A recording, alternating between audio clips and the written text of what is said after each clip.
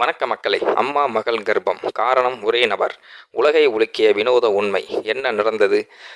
Jamaica நாட்டைச் சேர்ந்த பிரபல யூடியூபர் நிக் யாரடி என்ற 29 வயது இளைஞர் தனது காதலி மற்றும் மாமியாருடன் கொண்டிருக்கும் உறவு காரணமாகவும் பெரும் பரபரப்பை ஏற்படுத்தியுள்ளார்.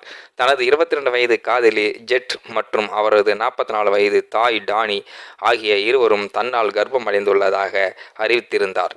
ஜெட் ஒரு பெண் குழந்தைக்கு நிக்கோல் என்று பெயரிட திட்டம் மற்றும் டானி ஒரு ஆண் குழந்தைக்கு நிக்கில் ஜூனியர் என்று தாய்மையடைய உள்ளதாக கூறி கர்ப்ப பரிசோதனை அட்டைகளை காட்டியிருக்கிறார்.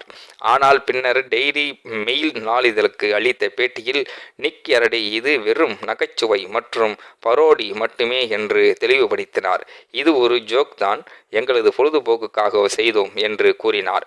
உண்மையில் எந்த குழந்தையும் வரவில்லை என்பதை உறுதிப்படுத்தினார். எனினும் அவர் மற்றும் டானி ஆகிய இருவருடன் உண்மையாக பாலிமோரஸ் உறவு பலருடன் உணர்வுபூர்வமாக உறவு வைத்திருப்பதாகவும் கடந்த 2 ஆண்டுகளாக மூவருமே ஒன்றாக வாழ்ந்து வருவதாகவும் இது ஒரு திருமணம் போன்றது என்று தெரிவித்திருந்தார்.